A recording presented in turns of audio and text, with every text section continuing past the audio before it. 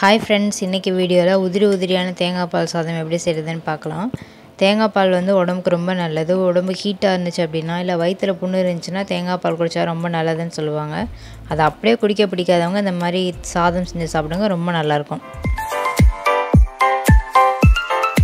வீடியோக்குள்ளே போகலாம். தேவையான பொருட்கள்: தேங்காய் பால், எண்ணெய், கீ, பச்சை மிளகாய், வெங்காயம், தக்காளி, பீன்ஸ், கேரட், கொத்தமல்லி, கருவேப்பிலை, ரைஸ் வந்து தேவையான அளவு ஊற வச்சுருக்கேன்.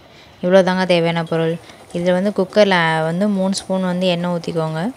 எண்ணெய் ஊற்றினதுக்கப்புறமா கீ ஆட் பண்ணிக்கோங்க.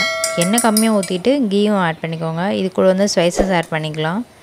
ஸ்டார் பூ, இது கூட 2 கிராம்பு, சின்னமன் பட்டை, அது பட்டை போட்டிங்கன்னா ரொம்ப நல்லாயிருக்கும். இது கூட சோம்பு. இது பொரிஞ்சதுக்கப்புறமா நீல வாக்கில் கட் பண்ண வெங்காயம் இதை ஆட் பண்ணி கலர் மாறவும் இது கூட வந்து ஒரு தக்காளி ஆட் பண்ணிக்கோங்க.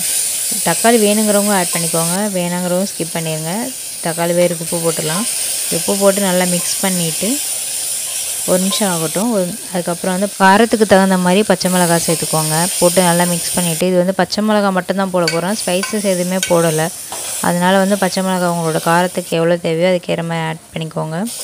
இப்போ வந்து நான் கருவேப்பிலை ஆட் பண்ணிவிட்டு மிக்ஸ் பண்ணிவிட்டு காய்கறி ஆட் பண்ணிக்கலாம். பீன்ஸு, கேரட், இதில் எது வேணால் போட்டுக்கலாம், பச்சை பட்டாணி அந்த மாதிரி, அது வந்து உங்களோட விருப்பம்தான்.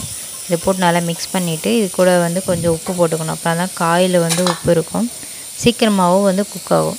இப்போ லைட்டாக அதுக்கேற்ற மாதிரி உப்பு போட்டுக்கோங்க, ரொம்ப போட்டுறாதீங்க. போட்டு மிக்ஸ் பண்ணிக்கலாம் லைட்டாக. இப்போ வெந்துடுச்சு. இப்போ வந்து கொத்தமல்லி எல்லாம் ஆட் பண்ணிக்கலாம். இது போட்டு நல்லா மிக்ஸ் பண்ணிவிட்டு